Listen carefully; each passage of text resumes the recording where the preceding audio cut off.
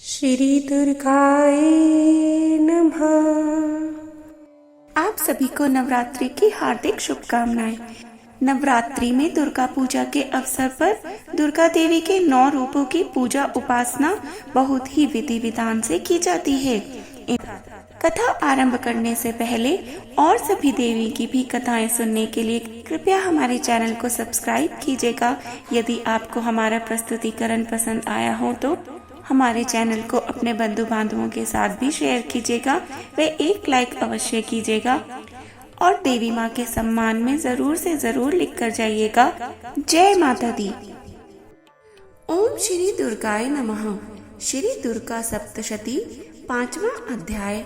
देवताओं द्वारा देवी की स्तुति।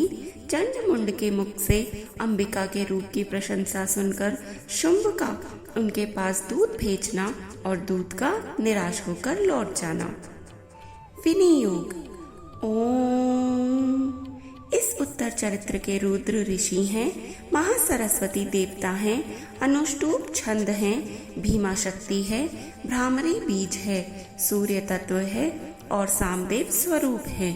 महासरस्वती की प्रसन्नता के लिए उत्तर चरित्र के पाठ में इसका विनियोग किया जाता है। ध्यान।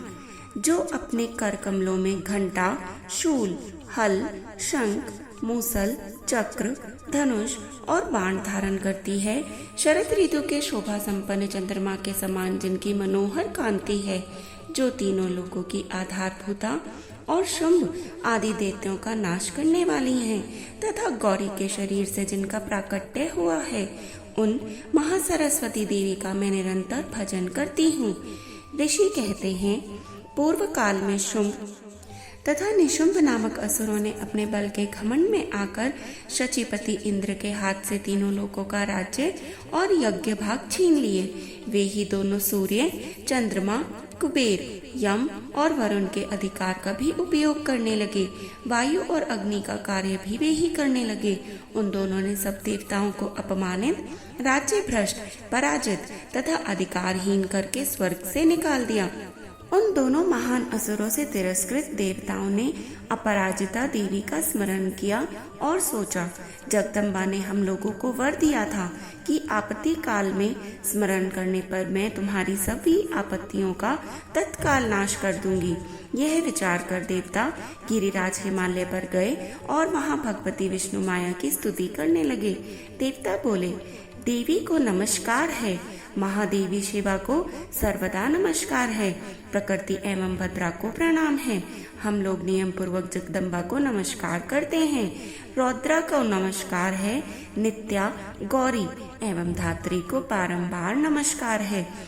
ज्योत्सनामयी, चंद्र रूपिणी एवं सुख स्वरूपा देवी को सतत प्रणाम है। शरणागतों का कल्याण करने वाली वृद्धि एवं सिद्धि रूपा देवी को हम बारंबार नमस्कार करते हैं।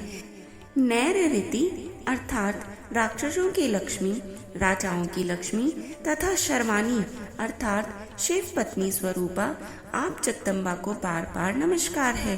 दुर्गा, दुर्ग पारा अर्थात दुर्गम संकट से पार उतारने वाली। सारा अर्थात सबकी सारभूता, सर्वकारिणी। ख्याति, कृष्णा और धूम्रा देवी को सर्वदा नमस्कार है। अत्यंत सौम्य तथा अत्यंत रौद्र रूपा देवी को हम नमस्कार करते हैं, उन्हें हमारा बारंबार प्रणाम है। जगत की आधारभूता कृति देवी को बारंबार नमस्कार है। जो देवी सब प्राणियों में विष्णु माया के नाम से कही जाती है, उनको नमस्कार, उनको नमस्कार, उनको बारंबार नमस्कार है। जो देवी सब प्राणियों में चेतना कहलाती है, उनको नमस्कार, उनको नमस्कार, उनको बारंबार नमस्कार है। जो देवी सब प्राणियों में बुद्धि रूप से स्थित है, उनको नमस्कार, उनको नमस्कार, उनको बारंबार नमस्कार है। जो देवी सब प्राणियों में निद्रा रूप से स्थित है, उनको नमस्कार, उनको नमस्कार, उनको बारंबार नमस्कार है। जो देवी सब प्राणियों में क्षुधा रूप से स्थित है, उनको नमस्कार, उनको नमस्कार, उनको बारंबार नमस्कार है। जो देवी सब प्राणियों में छाया रूप से स्थित है, उनको नमस्कार, उनको नमस्कार, उनको बारंबार नमस्कार है। जो देवी सब प्राणियों में शक्ति रूप से स्थित है, उनको नमस्कार, उनको नमस्कार, उनको बारंबार नमस्कार है। जो देवी सब प्राणियों में तृष्णा रूप से स्थित है, उनको नमस्कार, उनको नमस्कार, उनको बारंबार नमस्कार है। जो देवी सब प्राणियों में शांति क्षमा रूप से स्थित है, उनको नमस्कार, उनको नमस्कार, उनको बारंबार नमस्कार है। जो देवी सब प्राणियों में जाति रूप से स्थित है, उनको नमस्कार, उनको नमस्कार, उनको बारंबार नमस्कार है। जो देवी सब प्राणियों में लज्जा रूप से स्थित है, उनको नमस्कार, उनको नमस्कार, उनको बारंबार नमस्कार है। जो देवी सब प्राणियों में शांति रूप से, श्रद्धा रूप से और कांति रूप से स्थित है, उनको नमस्कार है, उनको नमस्कार, उनको बारंबार नमस्कार है। जो देवी सब प्राणियों में लक्ष्मी रूप से स्थित है, उनको नमस्कार है, उनको नमस्कार, उनको बारंबार नमस्कार है। जो देवी सब प्राणियों में वृत्ति रूप से, स्मृति रूप से, दया रूप से और तुष्टि रूप से स्थित है, उनको नमस्कार है, उनको नमस्कार है, उनको बारंबार नमस्कार है। जो देवी सब प्राणियों में माता रूप से स्थित है, उनको नमस्कार है, उनको नमस्कार, उनको बारंबार नमस्कार है। जो देवी सब प्राणियों में भ्रांति रूप से स्थित हैं, उनको नमस्कार, उनको नमस्कार, उनको बारंबार नमस्कार है। जो देवों के इंद्रिय वर्ग की अधिष्ठात्री देवी एवं सब प्राणियों में सदा व्याप्त रहने वाली है, उन व्यापती देवी को बारंबार नमस्कार है। जो देवी चैतन्य रूप से इस संपूर्ण जगत को व्याप्त करके स्थित है, उनको नमस्कार, उनको नमस्कार, उनको बारंबार नमस्कार है। पूर्व काल में अपने अभिष्ट की प्राप्ति होने से देवताओं ने जिनकी स्तुति की तथा देवराज इंद्र ने बहुत दिनों तक जिनका सेवन किया, वह कल्याण की साधन भूता ईश्वरी हमारा कल्याण और मंगल करे तथा सारी आपत्तियों का नाश कर डाले। उद्दंड दैत्यों से सताए हुए हम सभी देवता जिन परमेश्वरी को इस समय नमस्कार करते हैं तथा जो भक्ति से विनम्र पुरुषों द्वारा स्मरण की जाने पर तत्काल ही संपूर्ण विपत्तियों का नाश कर देती है, वे जगदम्बा हमारा संकट दूर करें। ऋषि कहते हैं, राजन, जब इस प्रकार से देवता स्तुति कर रहे थे, उस समय पार्वती देवी गंगा जी के जल में स्नान करने के लिए वहां आई। उन सुंदर बोहों वाली भगवती ने देवताओं से पूछा, आप लोग यहाँ किसकी स्तुति करते हैं? तब उन्हीं के शरीर कोश से प्रकट हुई शिवा देवी बोली, शुंभ दैत्य से तिरस्कृत और युद्ध में निशुंभ से पराजित हो यहाँ एकत्रित हुए ये समस्त देवता यहाँ मेरी ही स्तुति गान कर रहे हैं। पार्वती जी के शरीर कोश से अंबिका का प्रादुर्भाव हुआ था, इसलिए वे समस्त लोकों में कौशिकी कही जाती हैं। कौशिकी के प्रकट होने के बाद पार्वती देवी का शरीर काले रंग का हो गया, अतः वे हिमालय पर रहने वाली कालिका देवी के नाम से विख्यात हुईं। तदंतर शुंभ निशुंभ के भृत्य चंड मुंड वहां आए और उन्होंने परम मनोहर रूप धारण करने वाली अंबिका देवी को देखा। फिर वे शुंभ के पास जाकर बोले, महाराज, एक अत्यंत मनोहर स्त्री है जो अपनी दिव्य कांति से हिमालय को प्रकाशित कर रही है। वैसा उत्तम रूप कहीं किसी ने भी नहीं देखा होगा। असुरेश्वर, पता लगाइए वह देवी कौन है और उसे हर लीजिए।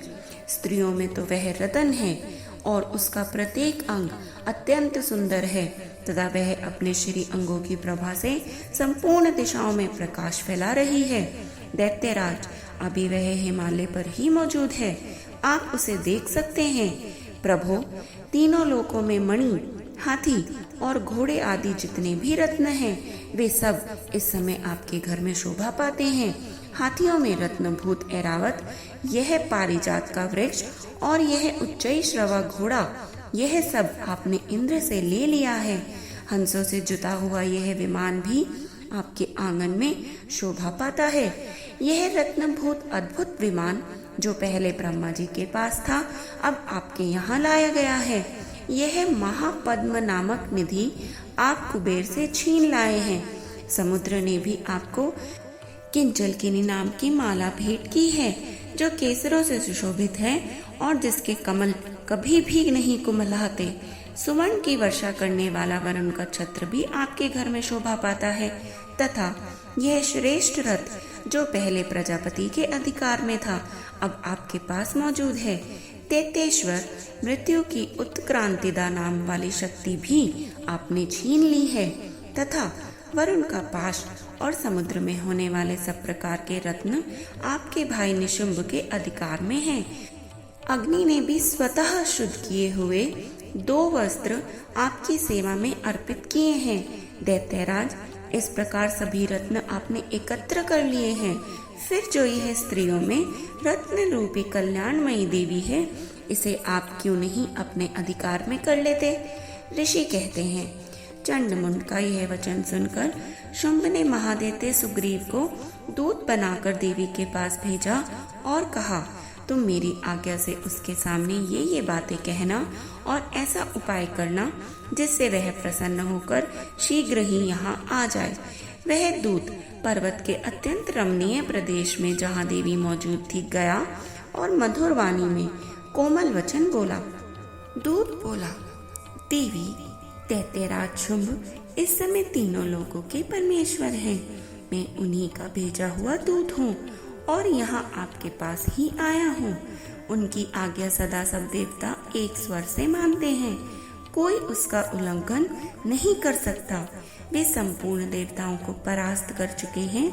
उन्होंने तुम्हारे लिए जो संदेश दिया है उसे सुनो।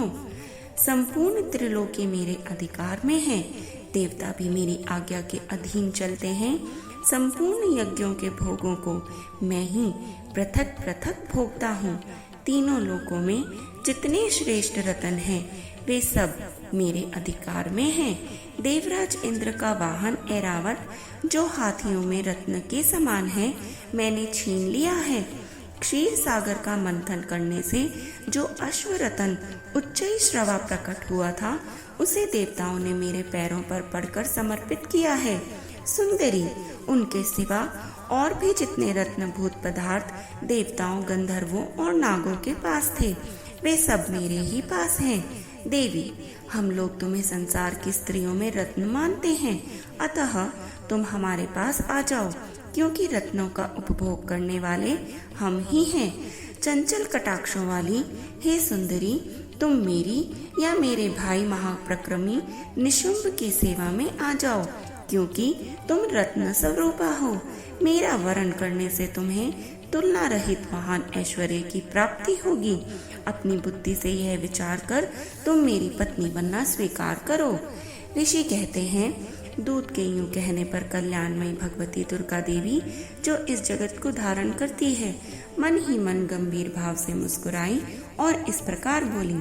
देवी ने कहा, दूत, तुमने सब सत्य कहा है, इसमें तनिक भी मिथ्या नहीं है।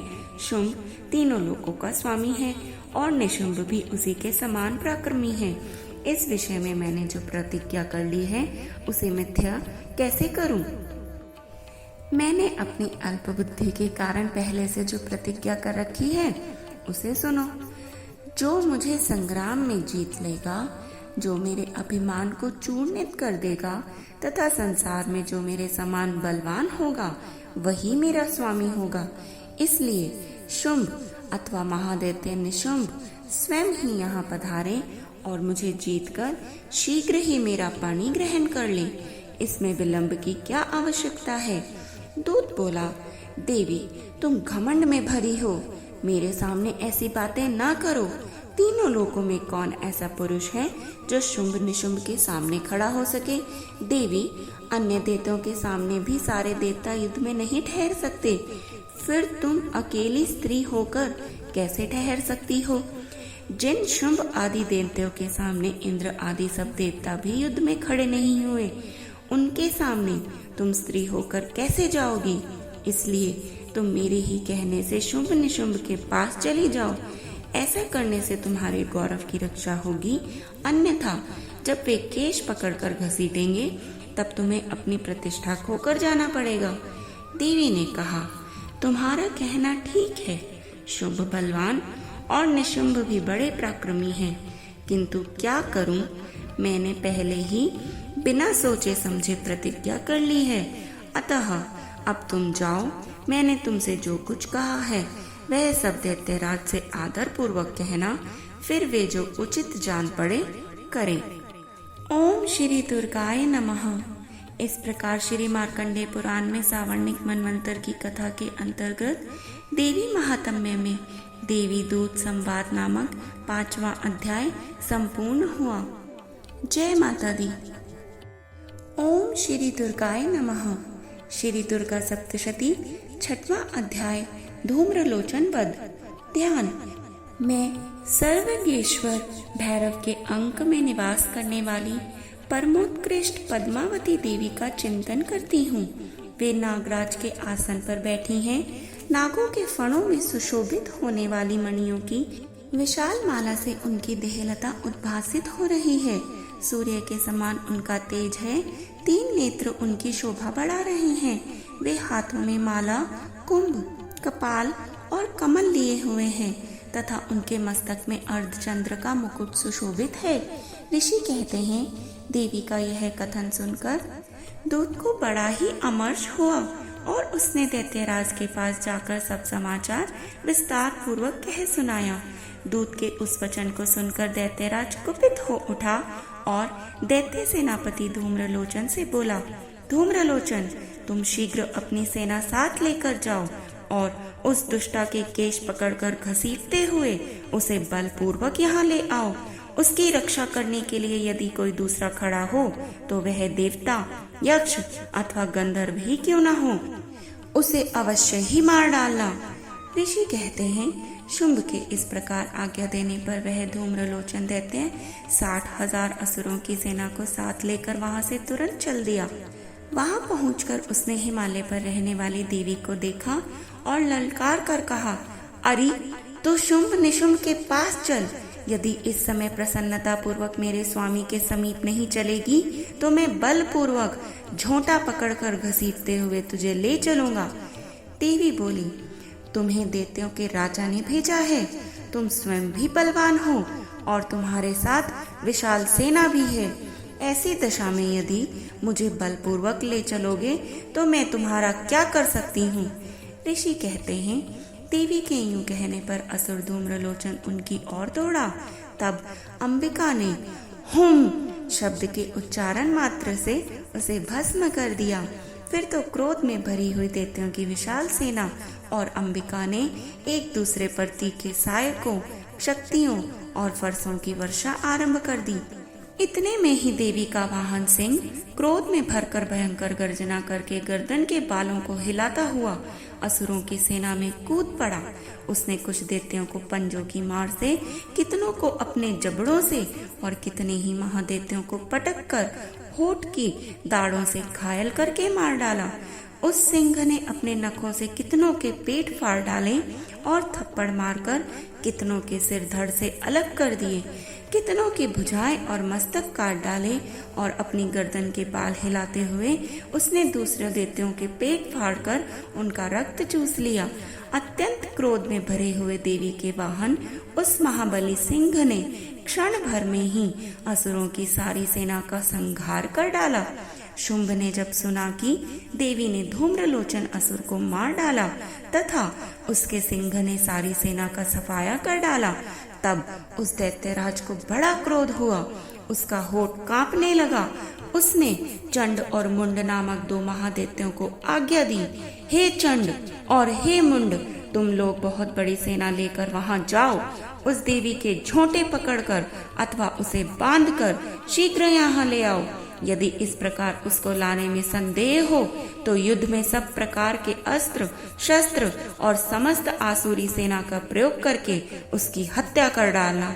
उस दुष्टा की हत्या होने तथा सिंह के भी मारे जाने पर उस अंबिका को बांधकर साथ ले शीघ्र ही लौट आना। ओम श्री दुर्गाय नमः। इस प्रकार श्री मार्कंडेय पुराण में सावर्णिक मनवंतर की कथा के अंतर्गत देवी महात्म्य में धूम्रलोचन वध नामक 6वां अध्याय संपूर्ण हुआ। जय माता दी। ओम श्री दुर्गाय नमः। श्री दुर्गा सप्तशती 7वां अध्याय चंड और मुंड का वध। ध्यान। मैं मातंगी देवी का ध्यान करती हूँ। वे रत्नमय सिंहासन पर बैठकर पढ़ते हुए तोते का मधुर शब्द सुन रही हैं। उनके शरीर का वर्ण श्याम है। वे अपना एक पैर कमल पर रखे हुए हैं और मस्तक पर अर्धचंद्र धारण करती हैं तथा कलहार पुष्पों की माला धारण किए वीणा बजाती हैं। उनके अंग में कसी हुई चोली शोभा पा रही है। वे लाल रंग की साड़ी पहने हाथ में शंख में पात्र लिए हुए हैं। उनके बदन पर मधु का हल्का हल्का प्रभाव जान पड़ता है और ललाट में बेंदी शोभा दे रही है। ऋषि कहते हैं, तदंतर शुंभ की आज्ञा पाकर वे चंड मुंड आदि दैत्य चतुरांगनी सेना के साथ अस्त्र शस्त्रों से सुसज्जित होकर चल दिए। फिर गिरिराज हिमालय के सुवर्ण में ऊंचे शिखर पर पहुंचकर उन्होंने सिंह पर बैठी उस देवी को देखा। वे मंद मंद मुस्कुरा रही थीं। उन्हें देखकर दैत्य लोग तत्परता से पकड़ने का उद्योग करने लगे। किसी ने धनुष तान लिया, किसी ने तलवार संभाली और कुछ लोग देवी के पास आकर खड़े हो गए। तब अंबिका ने उन शत्रुओं के प्रति बड़ा क्रोध किया।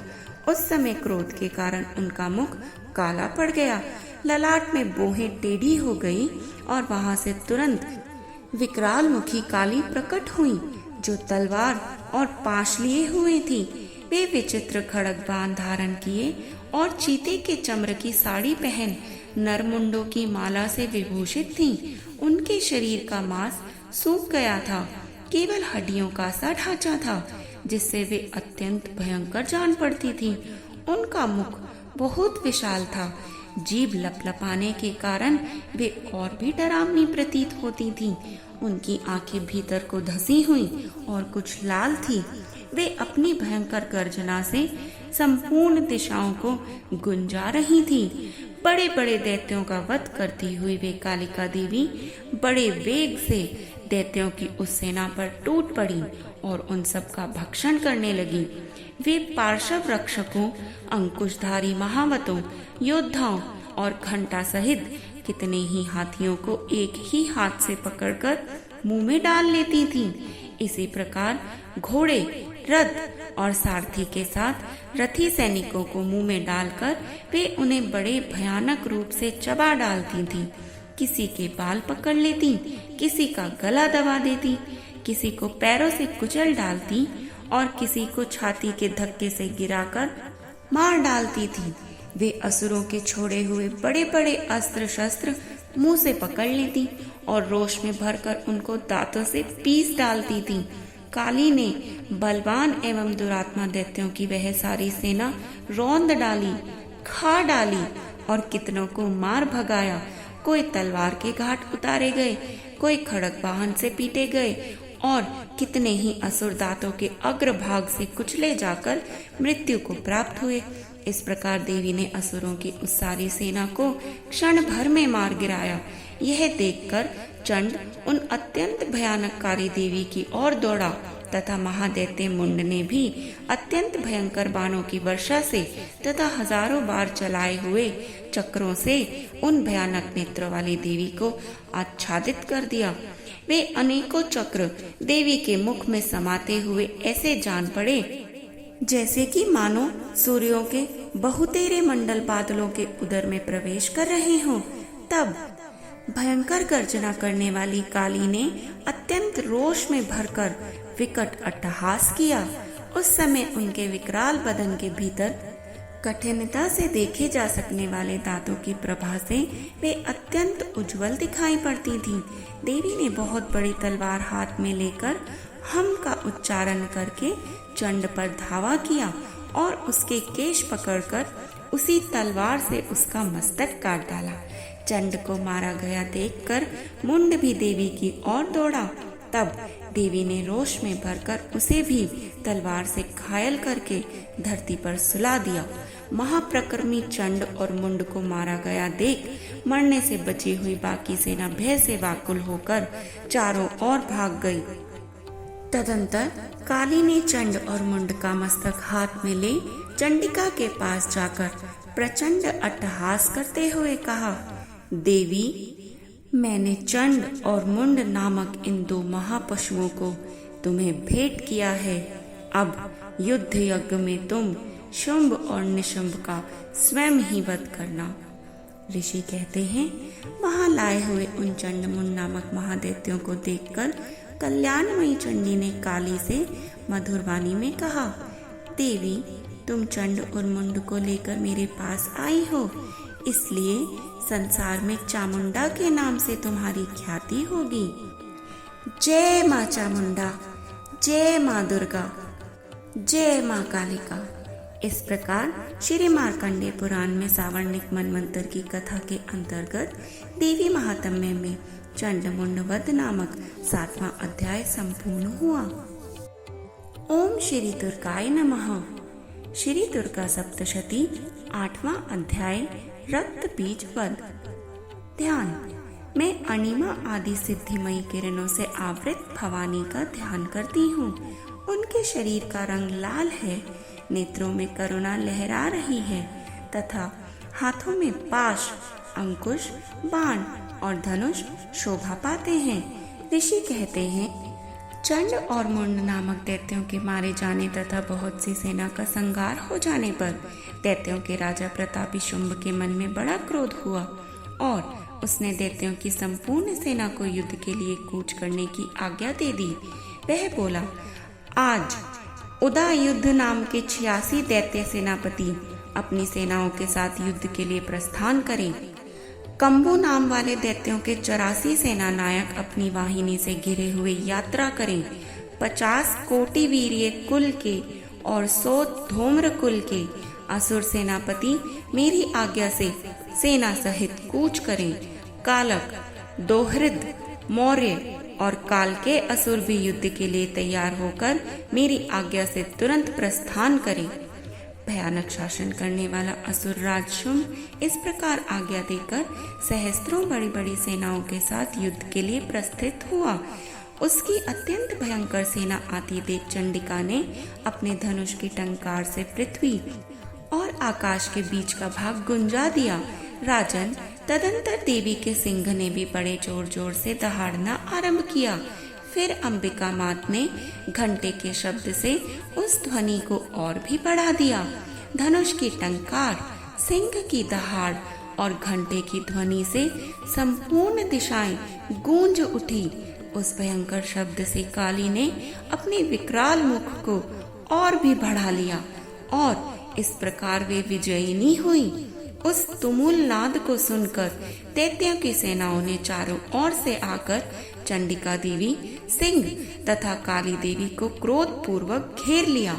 राजन, इसी बीच में असुरों के विनाश तथा देवताओं के अभ्युदय के लिए ब्रह्मा, शिव, कार्तिकेय, विष्णु तथा इंद्र आदि देवों की शक्तियां जो अत्यंत पराक्रम और बल से संपन्न थीं, उनके शरीरों से निकलकर उन्हीं के रूप में चंडिका देवी के पास गई। जिस देवता का जैसा रूप, जैसी वेशभूषा और जैसा वाहन है, ठीक वैसे ही साधनों से संपन्न हो उनकी शक्ति असुरों से युद्ध करने के लिए आ गई। सबसे पहले हंस युक्त विमान पर बैठी हुई अक्षसूत्र और कमंडलों से सुशोभित ब्रह्मा जी की शक्ति उपस्थित हुई, जिसे ब्रह्मानी कहते हैं। महादेव जी की शक्ति वृषभ पर आरूढ़ हो, हाथों में श्रेष्ठ त्रिशूल धारण किए, महानाग का कणक पहने, मस्तक में चंद्र रेखा से विभूषित हो वहां आ पहुंचे। कार्तिकेय जी की शक्ति रूपा जगदम्बिका उन्हीं का रूप धारण किए श्रेष्ठ मयूर पर आरूढ़ होकर हाथ में शक्ति लिए दैत्यों से युद्ध करने के लिए आई। इसी प्रकार भगवान विष्णु की शक्ति गरुड़ पर विराजमान होकर शंख, चक्र, गदा, शांग्र धनुष और खड़ग हाथ में लिए वहां आई। अनुपम यज्ञावराह का रूप धारण करने वाले श्री हरि की जो शक्ति है, वह भी वाराह शरीर धारण करके वहां उपस्थित हुई। नारसिंही शक्ति भी नरसिंह के समान शरीर धारण करके वहां पहुंच गई। उनकी गर्दन के बालों के झटके से आकाश के तारे बिखरे पड़ते थे। इसी प्रकार इंद्र की शक्ति ब्रज हाथ में लिए गजराज ऐरावत पर बैठकर आई। उसके भी सहस्त्र नेत्र थे। इंद्र का जैसा रूप है वैसा ही उसका भी था। तदंतर उन देव शक्तियों से घिरे हुए महादेव जी ने चंडिका से कहा, मेरी प्रसन्नता के लिए तुम शीघ्र ही इन असुरों का संहार करो। तब देवी के शरीर से अत्यंत भयानक और परम उग्र चंडिका शक्ति प्रकट हुई, जो सैकड़ों गीदड़ियों की भांति आवाज करने वाली थी। उस अपराजिता देवी ने धूमिल जटा वाले महादेव जी से कहा, भगवान, आप शुंभ निशुंभ के पास दूत बनकर जाइए और उन अत्यंत गर्वीले दानव शुंभ एवं निशुंभ दोनों से ऐसा कहिए, साथ ही उनके अतिरिक्त भी जो दानव युद्ध के लिए वहां उपस्थित हों उनको भी यह संदेश दीजिए, दैत्यों, यदि तुम जीवित रहना चाहते हो तो पाताल को लौट जाओ, इंद्र को त्रिलोकी का राज्य मिल जाए और देवता यज्ञ भाग का उपयोग करें। यदि बल के घमंड में आकर तुम युद्ध की अभिलाषा रखते हो तो आओ, मेरी शिवाएं, मेरी योगिनियां तुम्हारे कच्चे मांस से तृप्त हो। चूंकि उस देवी ने भगवान शिव को दूत के कार्य में नियुक्त किया था, इसलिए वह शिव दूती के नाम से संसार में विख्यात हुई। वे महादैत्य भी भगवान शिव के मुंह से देवी के वचन सुनकर क्रोध में भर गए और जहाँ कात्यायनी विराजमान थी उस ओर बढ़ चले। तदंतर वे दैत्य अमर्ष में भरकर पहले ही देवी के ऊपर बाण शक्ति और रिष्टि आदि अस्त्रों की वृष्टि करने लगे। तब देवी ने भी खेल ही खेल में धनुष की टंकार की और उससे छोड़े हुए बड़े बड़े बाणों द्वारा देवताओं के चलाए हुए बाण, शूल, शक्ति और फरसों को काट डाला। फिर काली उनके आगे होकर शत्रुओं को शूल के प्रहार से विद्रीन करने लगी और खटवांग से उनका कचूमर निकालती हुई रणभूमि में विचरने लगी। ब्रह्माणी भी जिस जिस ओर दौड़ती उसी उसी ओर अपने कमंडलों का जल छिड़क कर शत्रुओं के ओज और पराक्रम को नष्ट कर देती थी। माहेश्वरी ने त्रिशूल से तथा वैष्णवी ने चक्र से और अत्यंत क्रोध में भरी हुई कुमार कार्तिकेय की शक्ति से दैत्यों का संहार आरंभ किया। इंद्र शक्ति के वज्र प्रहार से विद्रीन हो सैकड़ों दैत्य दानव रक्त की धारा बहाते हुए पृथ्वी पर सो गए। वाराही शक्ति ने कितनों को ही अपनी थुथुन की मार से नष्ट कर दिया। दाढ़ों के अग्रभार से कितनों को छाती छेद डाली तथा कितने ही दैत्य उसके चक्र की चोट से विदीर्ण होकर गिर पड़े। नारसिंही भी दूसरे महादैत्यों को अपने नखों से विदीर्ण करके खाती और सिंहनाद से दिशाओं एवं आकाश को गुंजाती हुई युद्ध क्षेत्र में विचरने लगी। कितने ही असुर शिवदूती के प्रचंड अट्टहास से अत्यंत भयभीत हो पृथ्वी पर गिर पड़े और गिरने पर उन्हें शिवदूती ने उस समय अपना ग्रास बना लिया। इस प्रकार क्रोध में भरे हुए मातृगणों को नाना प्रकार के उपायों से बड़े बड़े असुरों का मर्दन करते देख दैत्य सैनिक भाग खड़े हुए। मातृगणों से पीड़ित दैत्यों को युद्ध से भागते देखकर रक्तबीज नामक महादैत्य क्रोध में भरकर युद्ध करने के लिए आया। उसके शरीर से जब रक्त की बूंद पृथ्वी पर गिरती तब उसी के समान शक्तिशाली एक दूसरा महादैत्य पृथ्वी पर पैदा हो जाता। महासुर रक्तबीज हाथ में गदा लेकर इंद्र शक्ति के साथ युद्ध करने लगा। तब इंद्री ने अपने वज्र से रक्तबीज को मारा। वज्र से घायल होने पर उसके शरीर से बहुत सा रक्त चूने लगा और उससे उसी के समान समरूप तथा पराक्रम वाले योद्धा उत्पन्न होने लगे। उसके शरीर से रक्त की जितनी बूंदें गिरी उतने ही पुरुष उत्पन्न हो गए। वे सब रक्त बीज के समान ही वीर्यवान, बलवान तथा पराक्रमी थे। वे रक्त से उत्पन्न होने वाले पुरुष भी अत्यंत भयंकर अस्त्र शस्त्रों का प्रहार करते हुए वहां मातृगणों के साथ घोर युद्ध करने लगे। पुनः वज्र के प्रहार से जब उसका मस्तक घायल हुआ तब रक्त बहने लगा और उससे हजारों पुरुष उत्पन्न हो गए। वैष्णवी ने युद्ध में रक्त बीज पर चक्र का प्रहार किया और इंद्री ने उस दैत्य सेनापति को गदा से चोट पहुंचाई। वैष्णवी के चक्र से घायल होने पर उसके शरीर से जो रक्त बहा और उससे जो उसी के बराबर आकार वाले सहस्त्रों महादेवते प्रकट हुए, उनके द्वारा संपूर्ण जगत व्याप्त हो गया। कुमारी ने शक्ति से, वाराही ने खड्ग से और माहेश्वरी ने त्रिशूल से महादैत्य रक्त बीज को घायल किया। क्रोध में भरे हुए उस महादैत्य रक्त बीज ने भी गदा से सभी मातृशक्तियों पर पृथक पृथक प्रहार किया। शक्ति और शूल आदि से अनेक बार घायल होने पर जो उसके शरीर से रक्त की धारा पृथ्वी पर गिरी, उसने भी निश्चय ही सैकड़ों अन्य असुर उत्पन्न कर दिए। इस प्रकार उस महादैत्य के रक्त से प्रकट हुए असुरों द्वारा संपूर्ण जगत व्याप्त हो गया। इससे उन देवताओं का बड़ा भय हुआ।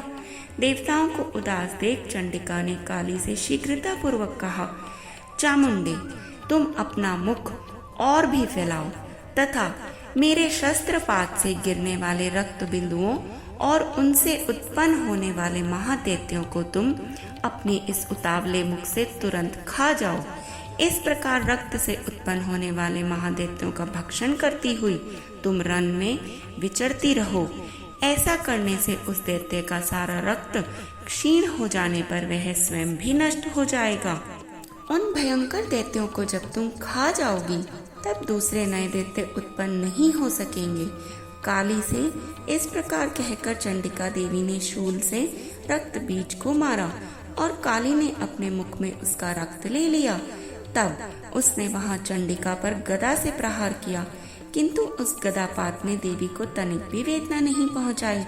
रक्त बीज के घायल शरीर से बहुत सा रक्त गिरा, किंतु ज्यों ही वह गिरा त्यों ही चामुंडा देवी ने उसे अपने मुख में ले लिया। रक्त गिरने से काली के मुख में जो महादैत्य उत्पन्न हुए, उन्हें भी वह चट कर गई और उसने रक्त बीज का रक्त भी पी लिया। तदंतर देवी ने रक्त बीज को, जिसका रक्त चामुंडा ने पी लिया था, व्रज, बाण, खड्ग तथा रिष्टि आदि से मार डाला। राजन, इस प्रकार शस्त्रों के समुदाय से आहत एवं रक्तहीन हुआ महादैत्य रक्त बीज पृथ्वी पर गिर पड़ा। हे नरेश्वर, इससे देवताओं को अनुपम हर्ष की प्राप्ति हुई और मातृगण उन असुरों के रक्तपान के मद से उद्यत सा होकर नृत्य करने लगी। जय देवी माँ, जय माँ चामुंडाय, जय माँ कालिका।